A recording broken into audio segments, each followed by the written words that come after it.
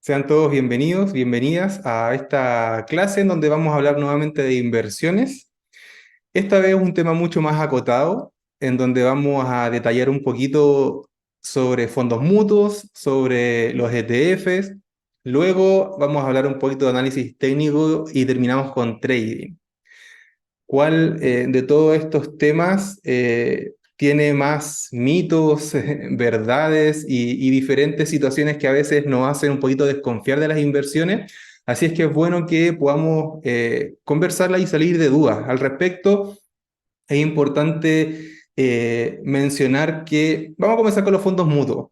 Los fondos mutuos son instrumentos que fueron creados hace bastante años como vehículos de inversión en donde gente común y corriente podemos ingresar. Tiene que ver con una canasta. Siempre se dice que es una canasta. ¿Una canasta de qué? De diferentes activos para poder invertir diversificados. Y esta es la palabra mágica, la diversificación. Lo que en teoría muchas veces elimina bastante riesgo que está asociado a las inversiones. Sin embargo, como estos fondos mutuos en teoría están armados por analistas, por entidades que saben mucho, uno espera que tengan un buen comportamiento a través del tiempo y así lo ha sido. Por supuesto que no todos, muchos han tenido muy buena rentabilidad a través del tiempo y otras rentabilidades tan nefastas que han tenido que incluso cerrar y terminar esos fondos. Pero por supuesto que eso nunca es anunciado a nadie, no se avisa, por lo tanto siempre se mantienen abiertos los mejores fondos de cada entidad, en donde luchan constantemente por ganar premios, y estos premios les permiten tener un poquito más de publicidad, más de vitrina. Sin embargo, el pero generalmente de estos fondos tiene que ver con los costos. Vamos a profundizar un poquito más este detalle a continuación. Solo les quiero mostrar ahora a qué nos referimos con esto de que es una canasta de diferentes instrumentos que lo componen. Y ya con ello les voy a compartir mi pantalla. Recuerden que tanto el chat como la posibilidad de abrir el micrófono está disponible si tienen cualquier duda, cualquier consulta que quieran realizar, ¿ok? Voy a intentar estar pendiente absolutamente de todo. Ahora, lo que les estoy mostrando en esta pantalla tiene que ver con toda la cantidad de acciones que contiene, por ejemplo, el índice más conocido en el mundo de las inversiones, que es el S&P 500 o el S&P 500, que contiene las 500 empresas más grandes de Estados Unidos. Si ustedes se fijan, el listado es súper grande. En este sitio está enlistado por orden alfabético. Y si ustedes quisieran invertir en cada una de estas 500 mejores empresas, tienen que realizar 500 inversiones. O sea, pero espeluznante, demasiado. ¿Qué hace un fondo? Las agrupa y crea un solo instrumento para que ustedes inviertan en ese instrumento que lo componen, por ejemplo, estas 500 empresas más grandes de Estados Unidos.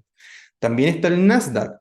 El Nasdaq es otro índice creado en Estados Unidos que integra las 100 empresas, es una prox, está entre 100, 104, 103 más grande de Estados Unidos en el ámbito de la tecnología. Si ustedes nuevamente quisieran invertir en cada una de estas, tienen que hacer 100 inversiones al mismo tiempo. Esto es lo que permite un fondo mutuo, por ejemplo, que siga estos índices, que con solo una inversión ustedes invierten en todas estas empresas al mismo tiempo.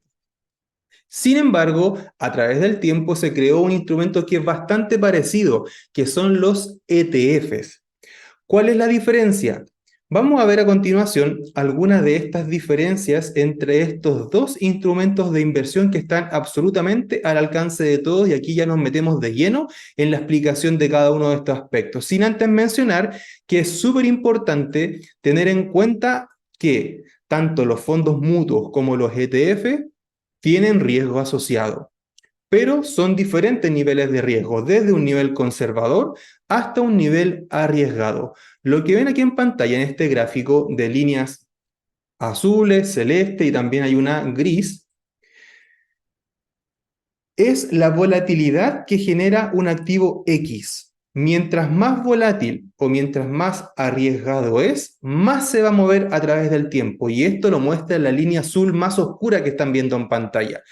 Por eso se mueve tanto, porque es más arriesgado a través del tiempo.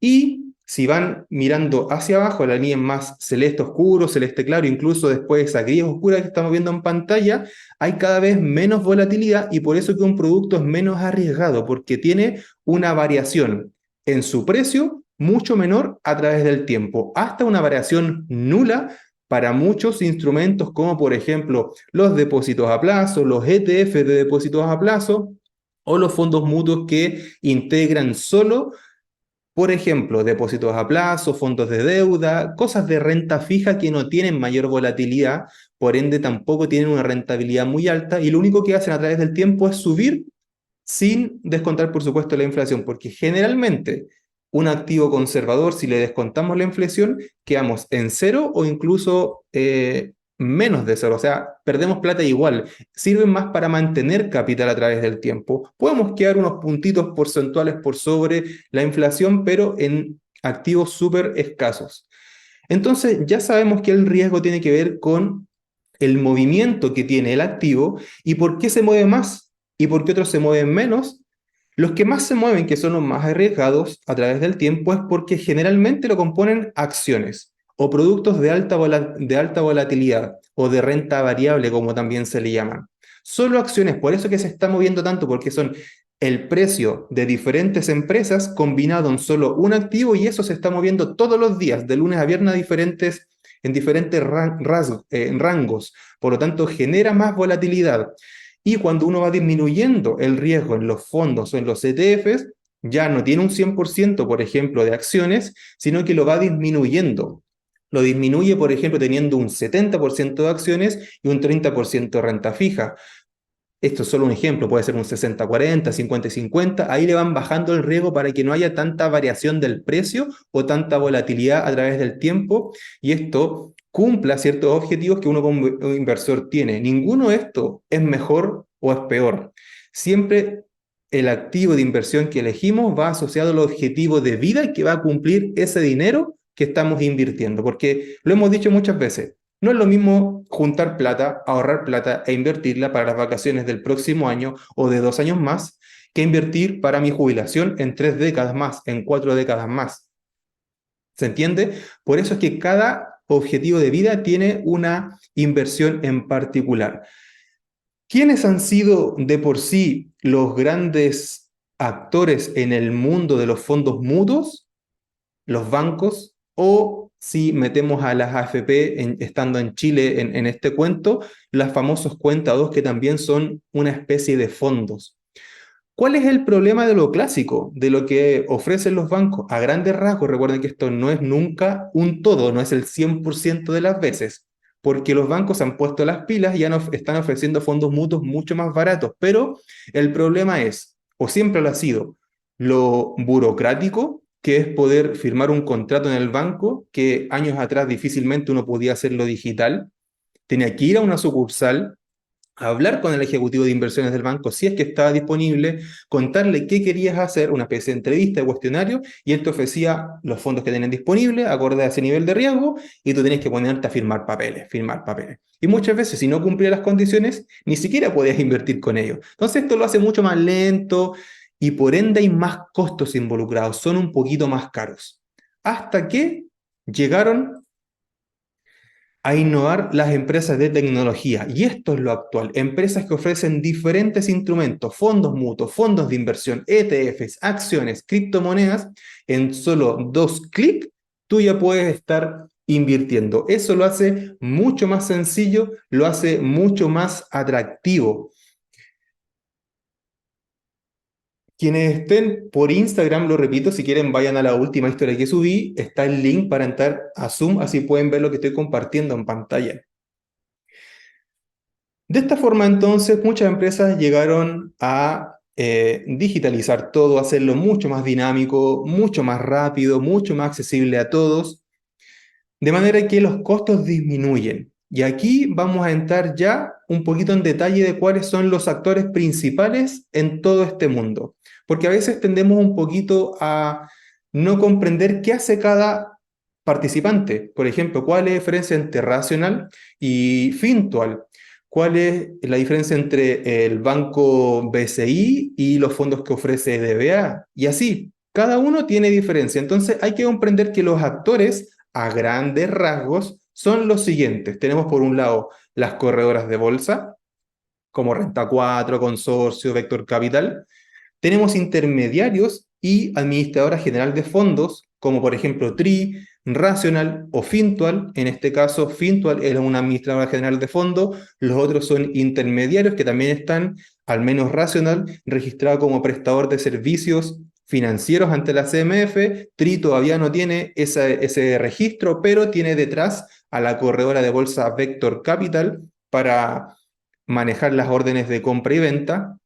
Y también están los famosos brokers, que son los que sirven para hacer trading, en donde uno no invierte directamente su dinero a largo plazo porque no están creados para esto, aunque podemos poner una notita aquí. No lo he investigado a fondo, pero entiendo que XTB ya está ofreciendo productos como por ejemplo ETFs para invertir a largo plazo, porque lo tienen como activo real y no como un CFD, que son los productos que crean los brokers para que uno pueda hacer trading, pueda comprar y vender dentro del día, dentro de la semana, sin que pase mucho tiempo por los costos que esto involucra.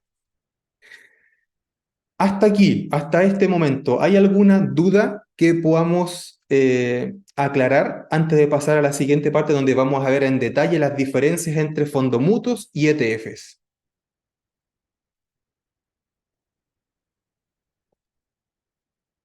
Judith dice en el chat que tenía entendido que se podían comprar acciones en XTB. Sí, entiendo que este año lanzaron ese producto, pero no he entrado al sitio para investigar cómo lo están ofreciendo. Sí sé que lo tienen fuera de los famosos CFDs para hacer trading, así que hay una otra alternativa que también poder investigar.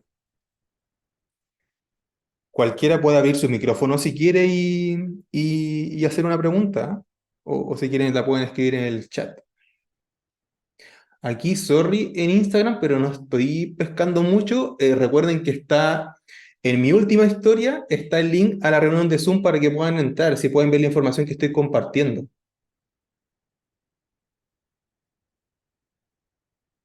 Hay harta gente aquí conectada. Aquí entro. Vamos a ver si pueden entrar mejor por su computadora Zoom. Muy bien, si no hay preguntas en relación a esto, vamos a ir de lleno entonces. Las diferencias más notables, probablemente existan algunas otras más, otro detallito que está fuera de lo que estoy mostrando, pero creo que es lo que más busca uno en un producto de inversión. Fondos mutuos versus ETFs.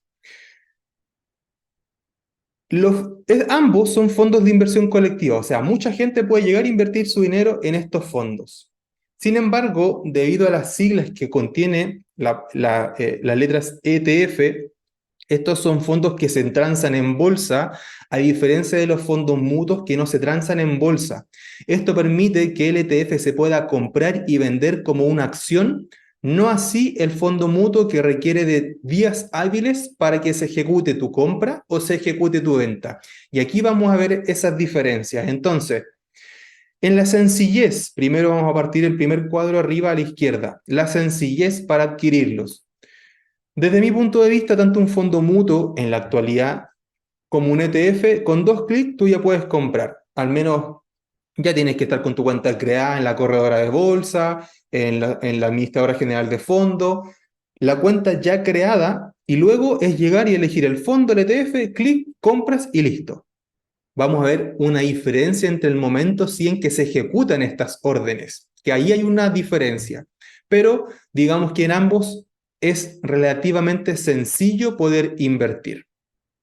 Vamos a pasar a la parte de abajo, la diversificación. La diversificación tiene que ver con cuán expuesto está este fondo o este ETF ante muchos activos o muchas acciones o muchos fondos que lo puedan integrar. Y aquí podemos ver que los ETFs ganan porque hay mucha más variedad de ETFs que de fondos mutuos. Fondos mutuos, también hay fondos que siguen a índices, también hay fondos mutuos que son temáticos, hay fondos mutuos que depende del riesgo que uno quiere asumir, es la volatilidad que éste tiene. Sin embargo, si hablamos de diversificación, los ETFs ganan porque hay ETF para absolutamente de todo, o sea, Hay ETF si ustedes quieren seguir las empresas de semiconductores. Hay ETF si quieren seguir a las empresas que están en blockchain. Hay ETFs que siguen a los índices, el S&P 500, el Nasdaq. Los fondos mutuos, la gama es un poquito más reducida. Por ende, aquí ganan en este versus los ETFs. Vamos a pasar a la siguiente parte, transparencia. Ambos son relativamente transparentes en cuanto a la información que te entregan para tomar la decisión. Tanto en un fondo mutuo como en un ETF, tú puedes ver la composición de este. Te dice qué empresas lo componen, cuánto pesan dentro de esta. Imagínate que tienes 100 empresas. Cada una de estas empresas, vamos a aceptar a alguien, cada una de estas empresas pesa 1%. Esto significa que de las 100, cada una pesa exactamente lo mismo. Sin embargo, es difícil encontrar un ETF o un fondo así. Es más probable que le asignen un peso mayor a las empresas más importantes. Por ejemplo, si vamos a hablar del Nasdaq, es muy probable que en el Nasdaq empresas como Apple, Microsoft, Tesla, no sé, Amazon, pesen no 1%, sino que un 2, un 3%, de manera que con solamente 10 empresas, tú ya es probable que tengas un 30% total del fondo y el resto se lo reparten las demás empresas. Esto es la transparencia porque uno puede leer qué empresa o qué fondos conforman un fondo mutuo y qué empresas o incluso más ETFs componen un ETF. Por lo tanto, en ambas hay información disponible, al menos en la gran mayoría. Vamos a pasar la parte de abajo. Los costos. Aquí sí que hay un ganador indiscutible. Los ETFs son mucho más baratos que los fondos mutuos. Los ETFs te pueden costar, vamos a ver después un ejemplo, un 0,0 algo, lo que en un fondo mutuo es impensado. O sea, hoy día un fondo mutuo de un banco es probable que te cueste lo más barato un 2%. Lo más barato, un 2%, llegando incluso a un 5%. O sea, imagínate, si un banco te cobra un 5% de un fondo mutuo. Hola Connie, ¿qué tal? Si quieres entrar por Zoom, en la historia, la última, está el link para que puedas entrar directo.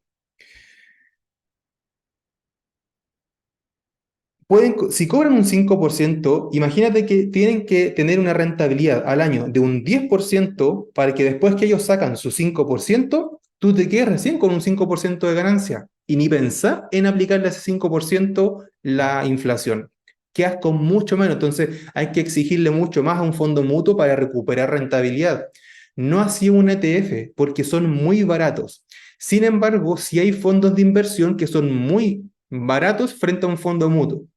Por ejemplo, DDA tiene fondos de inversión que te cobran 0,95% de comisión, lo cual es súper bajo para un fondo.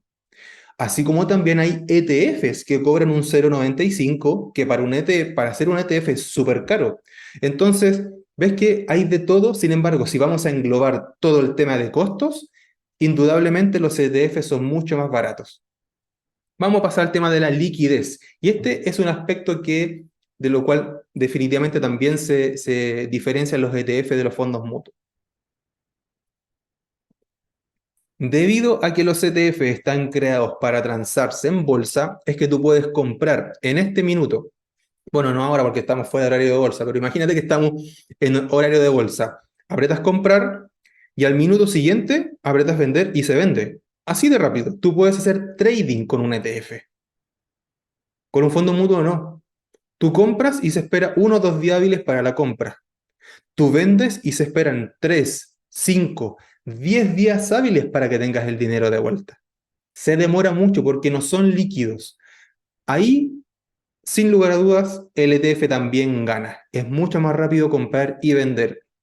¿Por qué? Porque se transan en bolsa. Los fondos mutuos no se transan en bolsa. Son fondos que están asociados a la entidad y la entidad X, puede ser un banco, una administradora general de fondos, etcétera, tiene que hacer la gestión de comprar y de vender y eso demora. En cambio, en un ETF tú mandas la orden al broker inmediatamente, por eso que es tan rápido y se ejecuta tal cual como comprar y vender una acción. Y finalmente, la rentabilidad. Aquí también gana un ETF. ¿Y por qué? No porque rente más en sí, lo cual también puede ser, pero más que todo por el costo, porque recuerda que la entidad primero lo que hace es sacar su tajada. No lo hace al final cuando tú vendes. Todos los días se está descontando, tanto de un fondo mutuo como de un ETF, un 0, algo del precio que se está moviendo.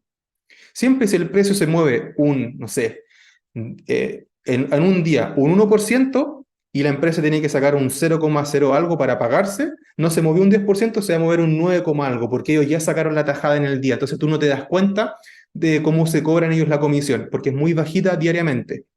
Sin embargo, debido a lo que cuesta un fondo mutuo mantener, es que es muy probable que un ETF tenga una mayor rentabilidad porque la comisión es mucho más barata. Y otro aspecto a considerar es que tú puedes en un ETF elegir seguir a un índice.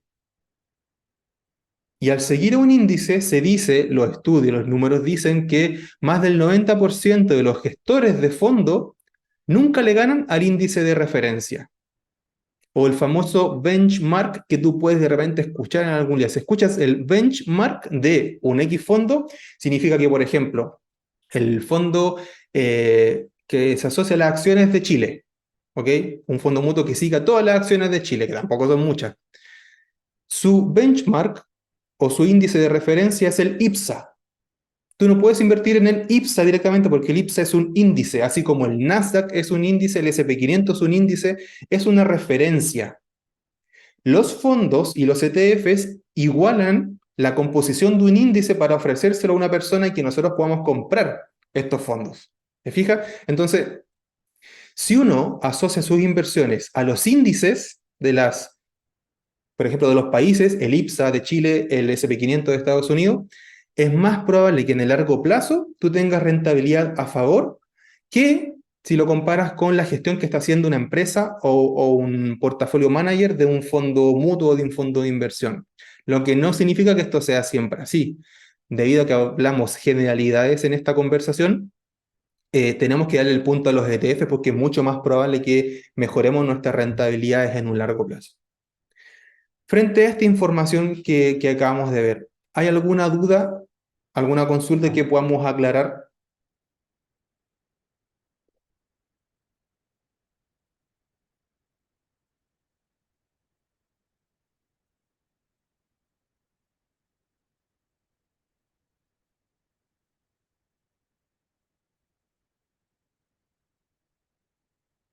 Vamos, atrévanse nomás, aprendamos entre todos. Judith, todo clarísimo. Muchas gracias por comentarlo.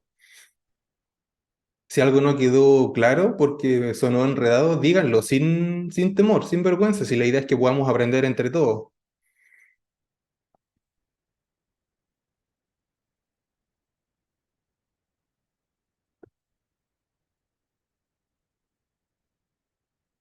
Vamos a dar unos segundos por si alguien está ahí tipeando y escribiendo alguna consulta. Ya, Mels dice, si compras ETF tipo en una AGF, ¿por qué tardan lo mismo, onda 3 días hábiles? ¿Me puedes dar un ejemplo específico de qué ETF estás comprando en una AGF? Porque una AGF es una administradora general de fondos. Generalmente no te va a ofrecer un ETF directo. Lo que probablemente va a hacer una AGF es crear un fondo que contiene ETFs, pero como la plata va al fondo y no al ETF directamente, el fondo no se transa en bolsa, por eso es que demora días, pero no sé si ese es el caso que estás planteando. Aquí les tengo un ejemplo práctico que recordé, tomando en cuenta la pregunta que están haciendo recién. Fintual. Aquí podemos hablar con marcas, con nombres, no, cero conflicto de interés, así que ningún problema. Fintual tiene sus fondos que lo componen, al menos los más arriesgados, lo componen ETFs. Lisa y llanamente, los fondos están llenos de ETF. Por lo tanto, tú podrías hacer el ejercicio de buscar en su página en qué ETFs invierten e invertir directamente en los ETFs en vez del fondo. Entonces, ellos arman un fondo que lo componen ETFs y uno invierte en sus fondos. Como los fondos no se transan en bolsa, tienes que esperar los días hábiles que ellos te dicen, igual porque tienen que efectuar la venta. Y por eso que se demora días en llegar, aunque el fondo diga que está lleno de ETFs. Ahí tenemos un ejemplo quizás de lo que está planteando Mels. No sé si a eso es lo que te referías. Enrique dice, es como por ejemplo DBA, que son temáticos. Em, Efectivamente, DBA tiene fondos de inversión temáticos. Los fondos son de Ameris, que Ameris sí es la administradora general. Ellos ofrecen todo el otro servicio eh, de, que involucra mostrar, gestionar, administrar un fondo. Pero no sé a qué te refieres si dices que es como por ejemplo, porque efectivamente DBA ofrece fondos de inversión. ¿Cuál es una gran diferencia? Es que, por ejemplo, al menos en este caso de DBA, es que sus fondos de inversión, el más famoso que ellos tienen es corríjanme si no lo buscamos, es uno que tiene de semiconductores. No recuerdo el nombre específico en este momento. Em, el Silicon, ahí está, el Silicon. El Silicon está lleno de empresas, de acciones de las más grandes, al menos que ellos buscaron, para hacer un fondo de inversión. Pero este fondo de inversión, ustedes si quieren lo pueden comprar en cualquier otra corredora. No necesitan comprarlo directamente en DBA. Y eso hace la diferencia entre un fondo de inversión, por ejemplo, para este caso, que un fondo mutuo o un fondo que ofrezca Fintual. Los fondos de Fintual tú los puedes comprar solo en Fintual, porque ellos son la administradora general de sus fondos. Pero DBA, que te ofrece este fondo de inversión, tú lo puedes comprar, por ejemplo, en Renta 4, está disponible. No sé en cuál otra administradora o corredora estará disponible, pero ese es un ejemplo de las diferencias entre un fondo de inversión y un fondo mutuo. Pueden haber otras diferencias, como por ejemplo, la que te obligan a estar X tiempo dentro del fondo de inversión, que no puedes rescatar el dinero antes de una X fecha, o que no puedes invertir en ese fondo si con un X monto mínimo. También eso hace un poco la diferencia entre los fondos de inversión y los fondos mutuos, pero son a grandes rasgos bastante parecidos.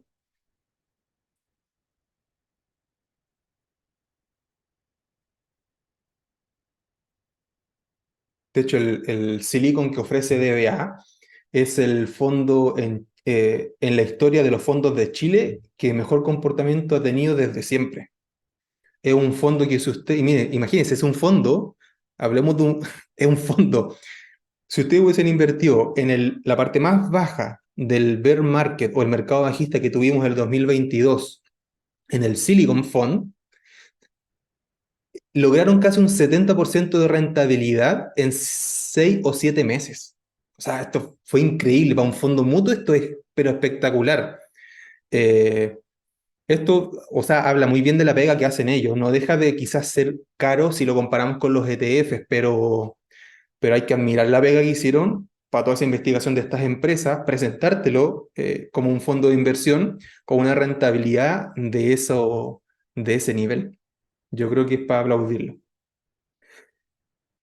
¿Alguna otra duda antes de que pasemos a la siguiente parte?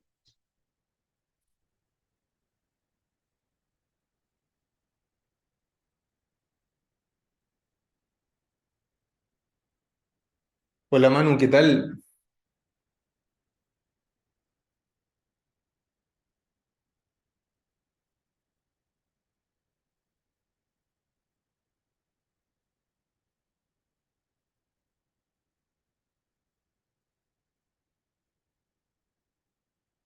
Ya parece que no hay más preguntas en relación a este tema. Entonces, a continuación les voy a mostrar en pantalla cuáles son, a mi juicio, si ustedes están recién conociendo los ETF y quieren saber las diferencias, porque a ver, cuando van a buscar un ETF que, por ejemplo, siga a las 500 empresas más grandes de Estados Unidos, el famoso SP 500, se van a encontrar con 50, con 100 ETFs que siguen a ese índice.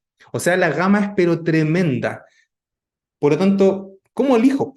¿Cómo sé qué ETF elegir de todos los que siguen a un mismo índice? Bueno, según mi opinión, aquí tenemos algunos aspectos importantes a considerar. Primero, el costo.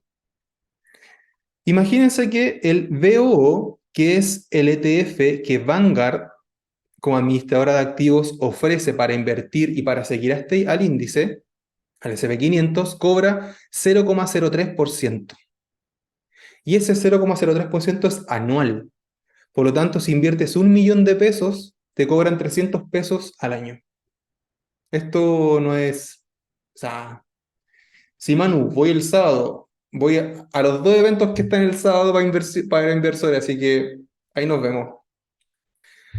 em, es súper poco, es muy poco. Así como también hay ETFs un poco más caros que también siguen al SP 500 como es el SPY, que creo que el SPY es de, ¿cómo se llama esta administradora? Street, bueno, no me acuerdo el nombre en estos momentos, pero ese ETF, por ejemplo, creo que cobra un 0,5 o 0,3. O sea, si lo comparáis con el 0,03 de Vanguard, también es grande la diferencia. Entonces, uno puede ver en toda la ficha del ETF cuánto vale este ETF, cuánto está cobrando. Otro aspecto, la fecha y el tamaño. ¿Por qué es importante saber la fecha y el tamaño de un ETF? Porque un ETF muy nuevo, si le va mal a través del tiempo, así como un fondo mutuo que le va mal y la entidad lo cierra, lisa y llanamente lo cierran, los ETFs también los pueden cerrar si les va mal. Si no tienen rentabilidad esperada, si no juntan, si no atraen los inversores que ellos quieren administrar como fondo, los cierran. Lo que no significa que vas a perder tu plata porque te la van a devolver. Pero ¿qué pasa si la rentabilidad, el momento de la devolución fue negativa? Igual perdiste plata. Entonces, fijémonos en el tamaño y la fecha de creación. Mientras más antiguo, mejor. Mientras más grande el monto que tenga en tamaño, mejor. Luego, el sector y el país.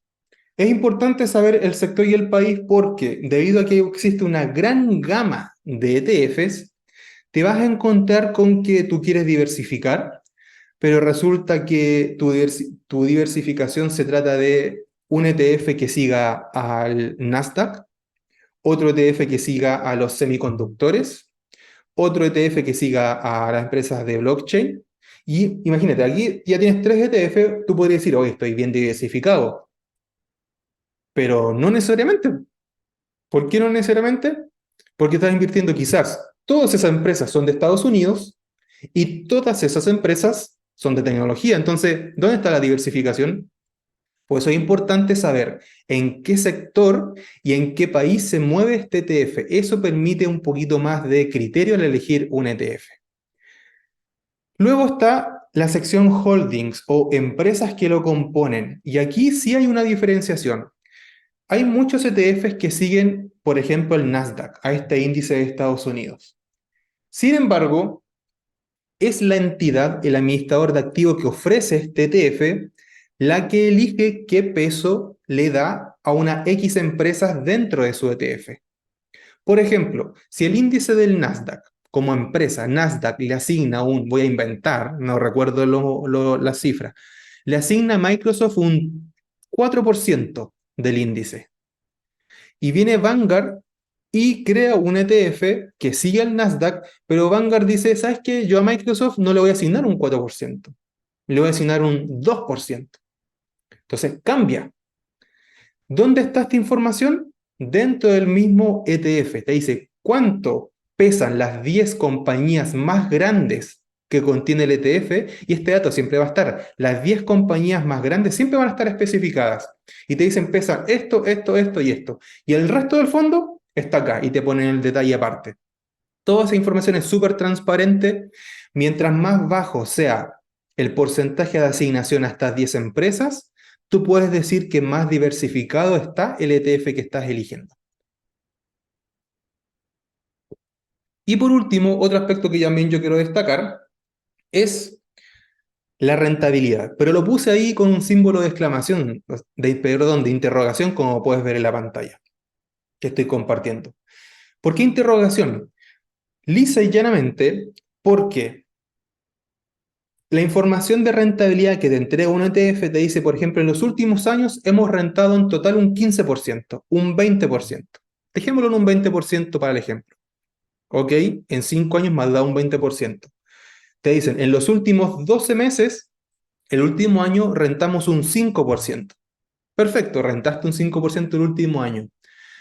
¿Significa eso que yo, si tuve 5 años este ETF, también tuve un 20% de rentabilidad? No. ¿Por qué?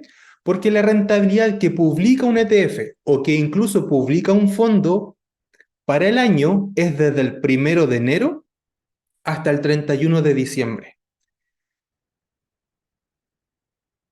Más Es más, si tú compras el 1 de enero y vendes el 31 de diciembre, ni siquiera así vas a tener la rentabilidad exacta que el ETF publica para ese año en particular. ¿Por qué? Porque tú no vas a comprar al mismo precio en el cual se está sacando el cálculo. Quizás el 1 de enero ese ETF costaba $100 y tú compraste en 99,7. Y a fin de año terminó costando 200, subió un 100% el ETF. Pero resulta que tú vendiste en 150, vamos a meter número, 198, que fue el 30 de diciembre. No tiene la misma rentabilidad que va a estar publicada al año siguiente en el papel, en la ficha de descripción de CTF. Entonces, la rentabilidad es relativa. Si bien es cierto, te la muestran, te la informan, no tiene por qué ser así la rentabilidad que tú vas a sacar en ese determinado periodo de tiempo. ¿Ok? En base a eso, no lo había pensado antes, pero les voy a mostrar un ejemplo práctico. ¿Quieren poner en el chat el primero que ponga un ETF y hacemos un ejercicio práctico? El primer ETF que aparezca, lo vamos a analizar.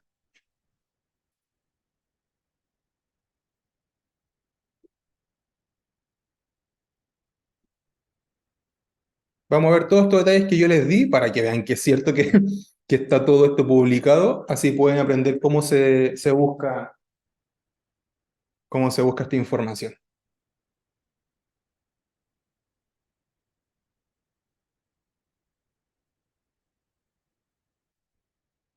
Listo, Manu en Instagram puso el QQQ. Vamos a ir a analizar ese. Y efectivamente ahí tiene Manu por Instagram, dio una página que es etf.com donde uno puede ver la información de un ETF. Aquí estamos en etfdb, que es database.com, donde también te muestra la información sobre un ETF. Entonces vamos a ver el QQQ, que es el ETF de Invesco, probablemente uno de los ETFs más antiguos que siguen al índice del Nasdaq. Entonces, aquí tenemos el QQQ, te da la información arriba del precio, cuánto cambió, la última actualización que es al día de hoy, y vamos a ver la información que les mostré antes, todos estos aspectos. Vamos a ver primero el costo, busquemos el expense ratio.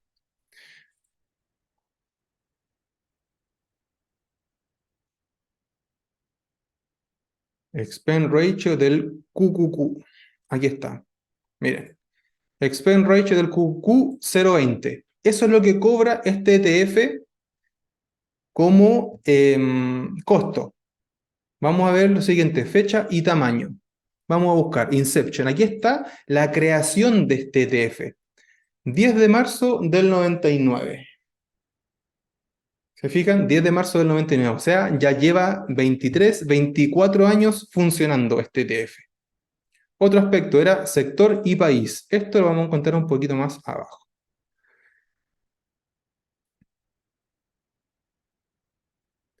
Sector y país, sector y país. Bueno, aquí nos adelantamos a uno, que es el holding, el de las empresas, que lo tenemos más a la mano. Esta página te dice el top de las 15 empresas más grandes que contiene este ETF. Y fíjate, Apple pesa 11,07%, Microsoft pesa un 9,49%, Amazon un 5,45%. Y si tú vas a buscar la información a la página web del Nasdaq, tú vas a ver que la ponderación o el peso que le asigna a cada una de estas empresas es diferente. ¿Por qué? Porque la empresa que crea el ETF decide cuánto peso le va a asignar a cada una de estas empresas. Y luego aquí dice que puedes exportar todo el holding a un archivo Excel. Mira, si bajas más información, te dice cuánto es el número, la cantidad de empresas que contiene este ETF. En este caso, el QQQ tiene 102 al día de hoy. Te dice además que el peso de los 10 activos más grandes que contiene este ETF es de un 48%. Y el top 15, que es este que vimos acá arriba, todas estas 15 empresas pesan un 57%. Por lo tanto, el resto, el otro 43, 42 y algo por ciento, pesan las siguientes 90, las siguientes 90 y tantas empresas. Ahí tú ves cuán diversificado está realmente un ETF. Y otro aspecto que vamos a ver también es la rentabilidad. Vamos a ver dónde encontramos aquí la renta performance. Aquí debe estar. Mira, en un mes te dice que ha caído un 0,30 desde el 1 de enero hasta hoy día, y aquí podemos aprender algo nuevo también. Fíjense que dice year to day return, o sea, cuánto ha retornado desde el 1 de enero hasta hoy día, y es diferente a el retorno de un año, porque este retorno de un año es los últimos 12 meses. Sin embargo, el YTD return es desde el 1 de enero del año actual hasta la fecha de hoy día, para que sepan cuál es esa diferencia. Y aquí dice 5 años también un 15%. Eso es lo que ha rentado este índice, lo que no significa necesariamente que es la rentabilidad que tú vas a conseguir de este ETF en el mismo periodo de tiempo. ¿Por qué? Porque, según lo que vimos, depende del precio de compra que tú efectuaste en ese momento. Y lo último que quiero ver es el sector y país. Vamos a ver dónde lo encontramos.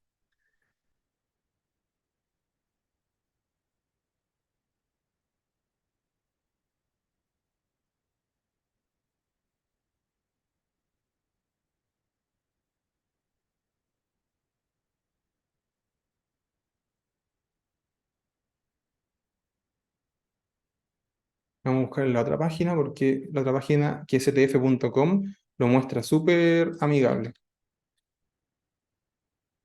Es más sencillo encontrar esa información porque está directamente abajo. Entonces, en el buscador ponen QQQ o las siglas del ETF que estén buscando y bajan, y fíjense, les dice aquí cuál es la composición por sector y país. Por país, un 98,5 concentrado en Estados Unidos. Les dice cuánto pesa el top 10 de las 10 empresas más grandes, que fue lo que vimos en el sitio anterior, y también le dice el sector. Y esto es lo que yo les quería mostrar. Fíjense, el QQQ, por supuesto que la mayor cantidad va a estar en tecnología, casi un 33%. Luego sigue con más tecnología, pero porque estos son servicios tecnológicos y estas son empresas que se dedican a la electrónica de tecnología. Y así, diferentes aspectos de la tecnología con una ponderación o un tamaño diferente. Y la información dice aquí que está a esta fecha actualizada. Con todos estos parámetros ustedes pueden decidir si elegir o no un ETF en particular, porque se van a encontrar con muchos ETFs asociados, por ejemplo, a un puro índice. Muchos ETFs de aerolínea, muchos ETFs farmacéutica, muchos ETFs de semiconductores, muchos ETFs de energías renovables, de juegos de video. Pero es que hay ETFs para absolutamente para todo. Muy bien. Hasta aquí ha llegado la parte de fondos mutuos y ETFs, que era la parte A de esta charla. Hablemos de inversiones. Vamos a pasar a continuación a hablar de análisis técnico y trading, para quienes quieran quedarse a esta parte. Pero antes de pasar a ello, ¿hay alguna duda, pregunta de la cual quizás yo los pueda ayudar a salir de esas dudas?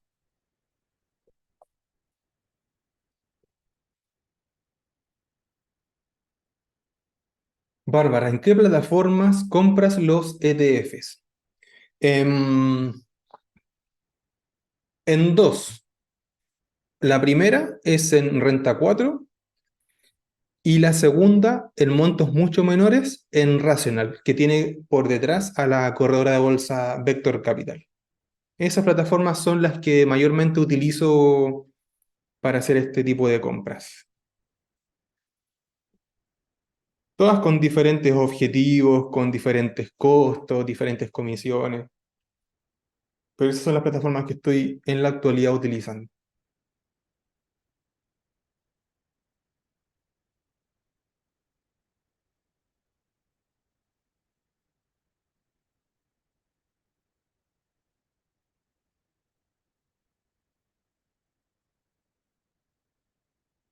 O sea, podríamos lanzar nuestro propio ETF. ¿De qué te tinca lanzar un ETF? Tecnología. De Bitcoin, spot de Bitcoin, ahí está la lucha ahora. Hoy día creo que denegaron o aplazaron la decisión de un ETF spot de ARK Investment. Creo que hoy día lo decidieron aplazar.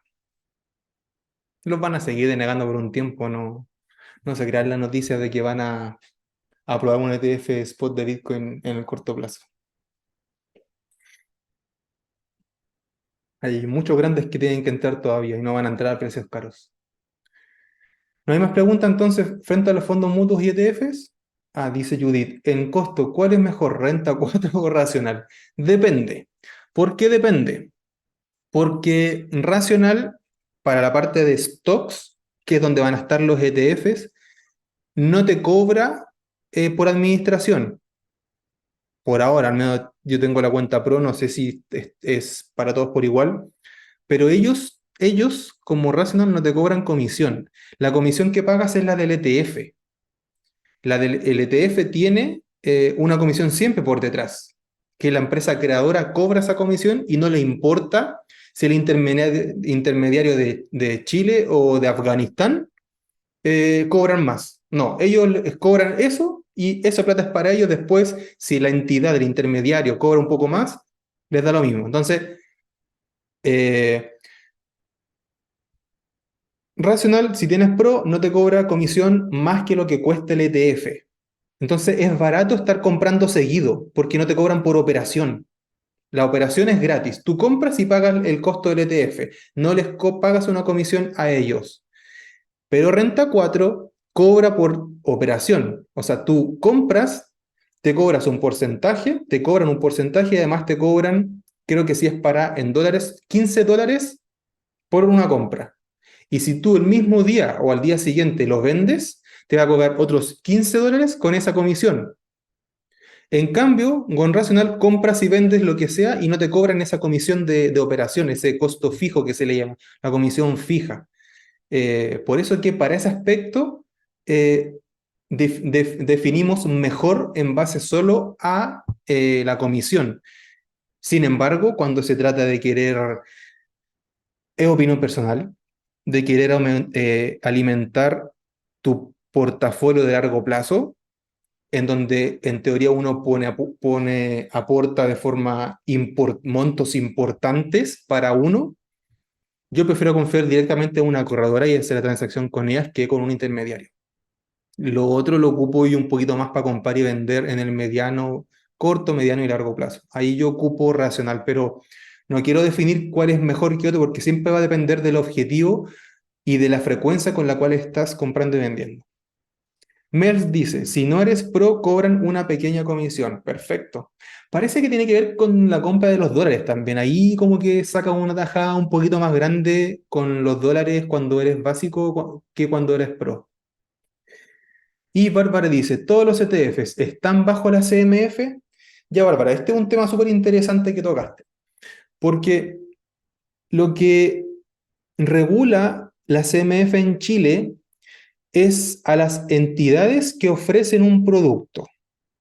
A la entidad, recuerda que vimos, voy a retroceder en esta parte, que hay diferentes entidades, ahí estoy mostrando en el computador algunas corredoras, intermediarios y unos brokers. Entonces, ¿qué hace la CMF? Regular a las corredoras de bolsa. Todo lo que ellos hagan y no hagan, la CMF lo regula. Sin embargo, el ETF, por ejemplo, no lo crea Renta 4. El ETF no lo crea la Reinvial. El ETF lo crea Vanguard. El ETF lo crea BlackRock. El ETF lo crea Fidelity. Ellos son los que lo crean. Entonces, las corredoras son los intermediarios entre el producto que ofrecen estas entidades y el cliente final que somos nosotros. Porque no podemos nosotros ir a comprar el ETF a BlackRock, no podemos ir a comprar el ETF a Vanguard, tenemos que pasar por las corredoras. Y la CMF es la que regula, es a las corredoras de bolsa y los productos que ellos también ofrezcan o que ellos crean. Por ende, no todos los ETF van a estar regulados por la CMF porque no lo requieren, porque no es cómo funciona el sistema, no porque no sea adecuado, sino que no es por cómo funciona. Eh, ¿Fui claro en la explicación? Si no, lo vuelvo a explicar.